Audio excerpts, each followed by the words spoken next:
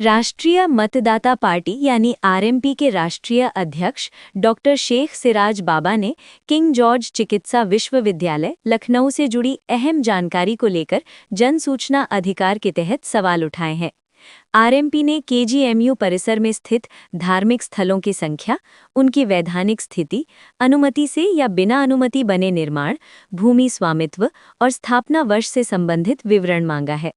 Party का कहना है कि सरकारी अभिलेखों के आधार पर पूरी पारदर्शिता के साथ जानकारी सार्वजनिक की जानी चाहिए। अब इस मामले में प्रशासन की ओर से मिलने वाले जवाब पर सबकी निगाहें टिकी हैं।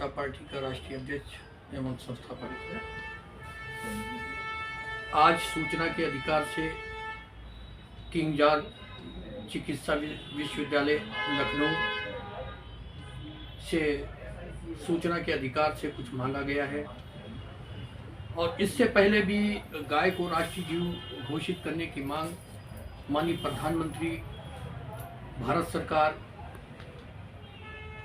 गृह मंत्री अमित शाह जी, उत्तर प्रदेश के मुख्यमंत्री से राष्ट्रीय जीव की मांग किया और गाय को मारने काटने खाने वाले के साथ साथ बेचने वालों पर भी राष्ट्रद्रोह का मुकदमा कायम हो, इसकी आवाज़ उठाई। आज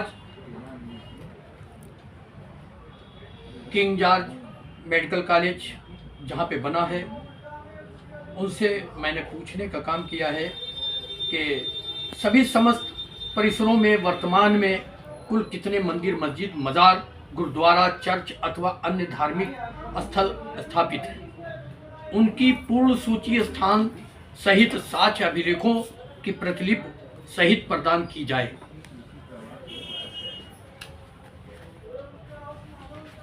ये मांग हमने प्रमुख सचिव स्वास्थ्य एवं शिक्षा से मांगा है, मुख्य सचिव सीएम से मांगा है, मंडल आयुक्त लखनऊ से मांगा है और वीसी केजीएमयू से मांगा है और अधीक्षक से भी मांगा है जो हमारे मेडिकल कॉलेज लखनऊ के चौक के हैं कि ये हमें बताएं कि उपरोक्त धार्मिक स्थलों में से कितने स्थल सरकारी अभिलेखों में विधिवत स्वीकृत पंजीकृत हैं, उसकी सूची प्रमाण सहित उपलब्ध कराई जाए। नंबर 3, उपरोक्त धार्मिक स्थलों में से कितने स्थल बिना अनुमति अथवा नियमों के विपरीत स्थापित हैं, उसकी सूची प्रमाण सहित उपलब्ध कराई जाए। नंबर 4, किंग जॉर्ज चिकित्सा विश्वविद्यालय केजीएमयू लखनऊ की स्थापना सरकारी अभिलेखों में किस वर्ष दर्शित है, उसकी प्रमाणित प्रति सहित सूचना प्रदान की जाए, सहित हमें दी जाए। नंबर 7, 1947 से पूर्व केजीएमयू लखनऊ की भूमि का स्वामित्व किस व्यक्ति संस्था के नाम पर था, उसका विवरण प्रमाणित अभिलेखों सहित उपलब्ध कराया जाए। नंबर 8, राष्ट्रीय मतदाता पार्टी आरएमपी का मैं राष्ट्रीय अध्यक्ष हूं। मैंने ये भी साथ में सूचना के अधिकार से मांगा है कि 1993 से मैं ये आवाज बुलंद कर रहा हूं कि गाय को राष्ट्रीय जीव घोषित किया जाए। तमाम धरने प्रदर्शन, गोपाष्टमी के मौके पर शोभा यात्रा, रथ यात्रा निकाल करके दिल्ली तक की गाय भेंट करने का काम किया मोदी जी के वहाँ, और मोदी जी वहाँ से निकल लिए और उनके मुख्य सचिव को गाय भेंट किया कि इसकी रक्षा और सुरक्षा का काम करिए। ठीक, आज तक गाय को राष्ट्रीय जीव घोषित नहीं किया है।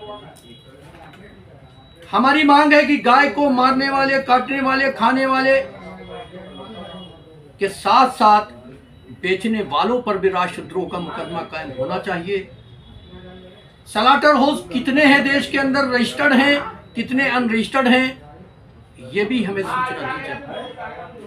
कितने प्रसव होते हैं, बच्चे होते हैं, कितनी मृत्यु होती है, मृत्यु उपरांत इनकी बॉडी का क्या किया जाता है, ये भी हमने मांग की है, लेकिन अभी तक की कोई भी इस पर जवाब नहीं है। आप देखिए जैसा कि हाल ही में अभी एक केस आया था, आपको शायद पता होगा, मीडिया में भी बहुत आया था कि जो नोएडा में एक शटर हाउस पकड़ा गया था, उसका जो मेन मालिक था वो हिंदू था और बीजेपी का ही कोई था।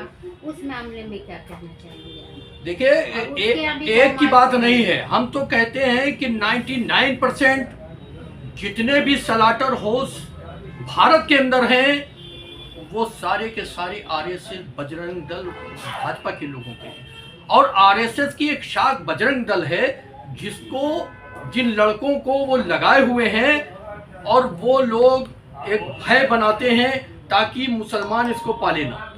बीच बीच में मॉब लिंचिंग करते हैं, एक दहशत का मामला बनाते हैं ताकि मुसलमान इसके करीब ना जाए। और इन सारी गायों समायोजित हैं, समाहित हैं। हम आपका आदर करते हैं, इसलिए मैंने गाय को राष्ट्रीय जीव की बात की है।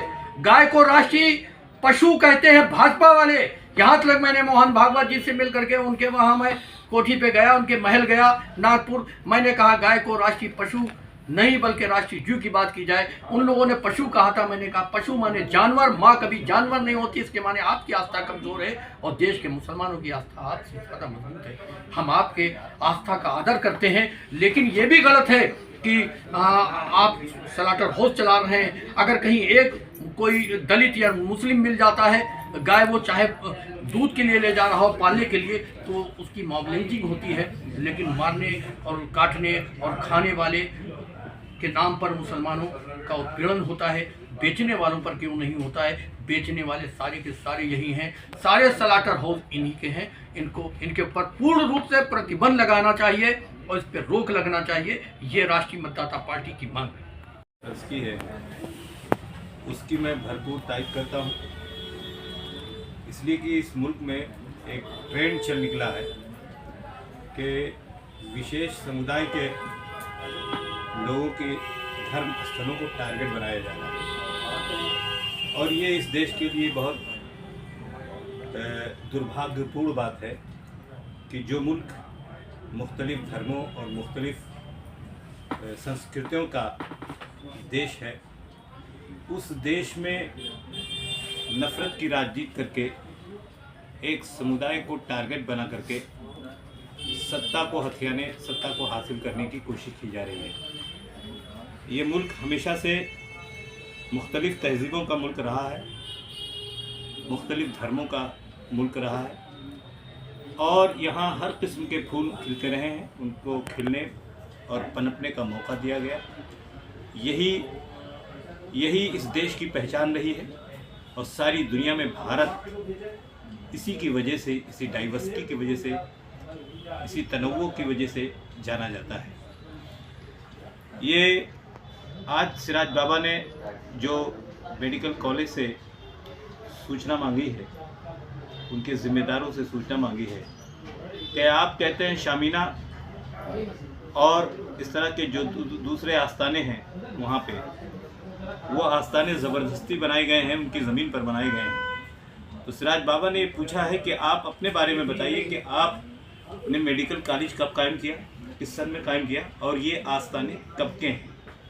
हम तो साबित करेंगे कि ये आस्थाने आपसे सैकड़ों साल पहले के, लेकिन आप नहीं साबित कर पाएंगे कि आपका मेडिकल कॉलेज जो है उनसे पहले था।